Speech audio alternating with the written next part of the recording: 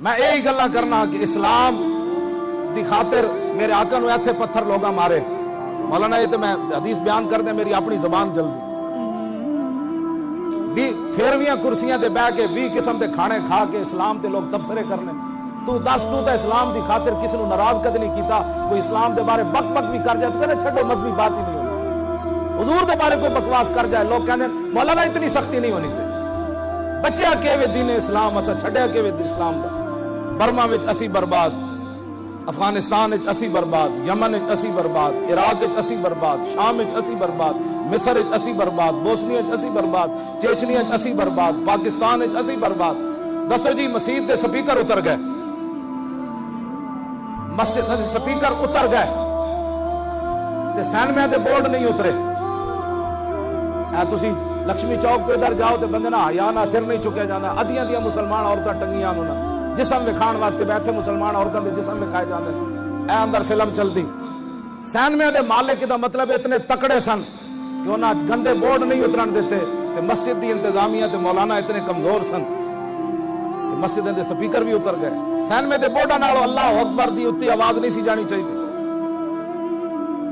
او دی وجہ میں ہن حدیث پاک پڑھنا اے وجہ کی بنی آخر میرے آقا مولا وہ ہاں جی فلسفیوں سے جو حل نہ ہوا نقطہ بروں سے جو کھل نہ سکا وہ کھول دیا کملی والے نے چند اشاروں نے ہن حدیث پاک سنو بھئی ساڈے اندر جڑی وجہ کے ان ثوبان رضی اللہ تعالی عنہ قال رسول اللہ صلی اللہ تعالی علیہ وسلم یوشک الامم ان تدع علیکم کما تدع الاکلۃ الی قصاتها فقال قائل ومن قلة نحن يومئذ قال بل انتم يومئذ كثير ولكنكم غثاء كغثاء السيل ولا ينزعن الله من صدور عدوكم المهابة منكم ولا يقذفن في قلوبكم الوهن قال قائل يا رسول الله وما الوهن قال حب الدنيا وكراهية الموت حضرت صوبان فرماتے ہیں حضور نے فرمایا ایک وقت آئے گا ساری دنیا کٹھی ہو کے کوئی نیٹوں کے بہانے ہاں جی کوئی شدت پسندی کے بہانے کوئی دہشت گردی کے بہانے کوئی جناب مولویوں یہ بڑی سخت باتیں کرتے ہیں کوئی معتدل قسم کا اسلام لاؤ جس کے اندر جہاد نہ ہو معتدل قسم الحمد تو لے کے والناس تک میں نو نہیں پتا کہ لوگ کیڑی آیت کا ترجمہ کر دیں کہ پوری دنیا کے مسلمان لٹے جان اور امن کا درس صوفیزم کے نام پر یہ بھی میں گل کر جاؤں داتا صاحب کمال گل کی تھی شکر داتا صاحب لکھیا ورنہ ساڑھے جب بندہ کہندا داتا صاحب فرماندے جس نے سب تو کامل صوفی دیکھنا ہوئے نا کشف المحجوب شریف ہے جس نے کامل صوفی دیکھنا ہو وہ صدیق اکبر کو دیکھے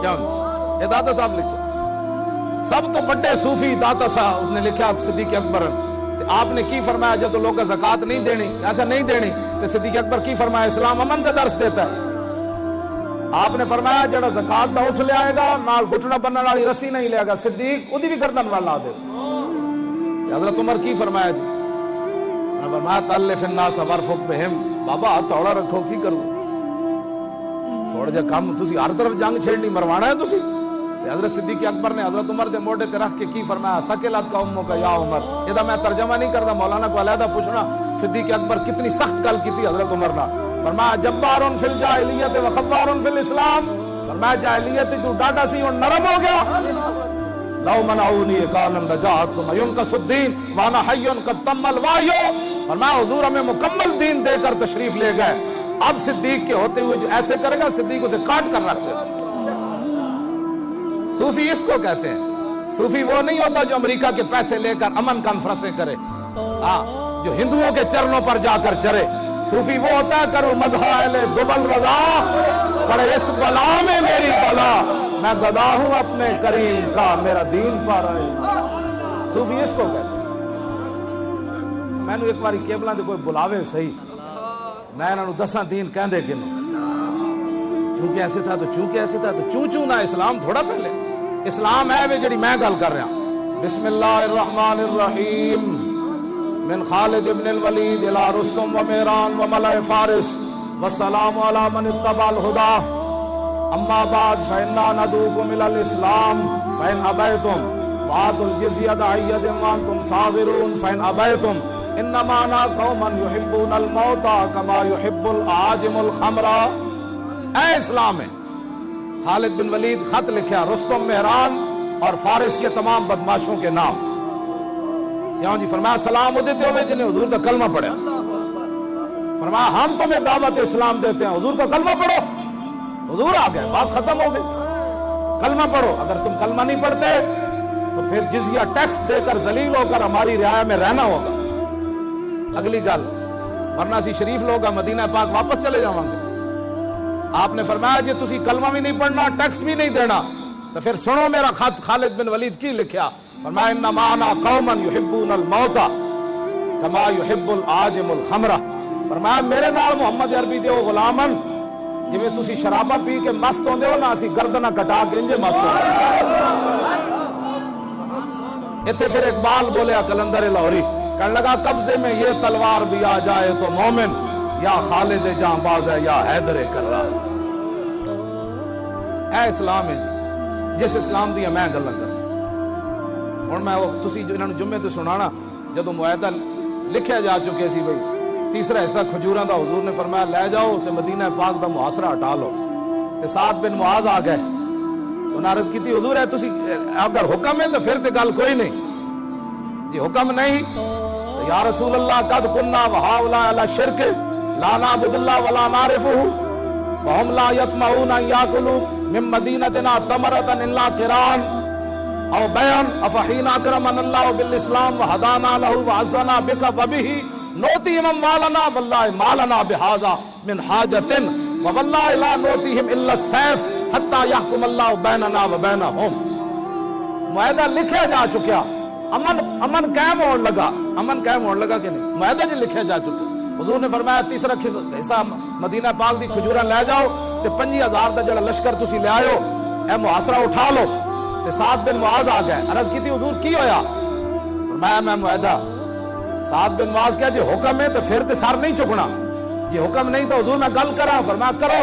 انہاں کیا حضور جنہاں نال تسی معاہدہ کر رہے ہو اے وی تے اسی وی مشرک سی تے اسی اللہ دی نہ عبادت کردے سا نہ جاندے سا اللہ کون ہے.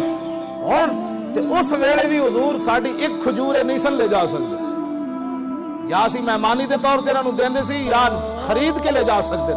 ہاں ایک کھجور بھی ساڈی نہیں تے افحین اکرمنا اللہ بالاسلام. حضور ہن اسی تواڈے غلام بنیا ساڈیاں کھجوراں ایویں لے جانے. اے اسلام ہے کیوں جی؟ ہنالک ابتلی المؤمنون وزلزلوا زلزالا. غزوہ تسی گھر تواڈے قرآن مجید ہونا سویرے جا کے غزوہ احزاب پڑھنا، اتھے کیڑی قیامت گزری. لیکن صحابی یہ نہیں کہ شکر ہے حضور ایک حصے دے بجائے دو دیو ساڑی جان چھڑاؤ. یہ تو کہتے ہیں شکر ہے میں نہیں سی میرا پرچہ نہیں کٹیا گیا، میں ناموس رسالت تے پیچھے ہی رہا. شکر ہے میں اتنے سپیکر پولیس دے آنے تو پہلے پہلے لوا چھوڑے جڑے اسلام دی خاطر پرچہ نہ کٹا سکے انہاں حضور دے نال بدر جانا سی.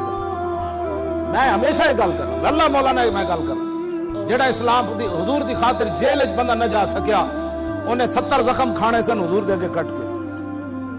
تے ابو دجانہ تے جد زخم لگے نا میدان احد وچ حضور تے جھک گئے.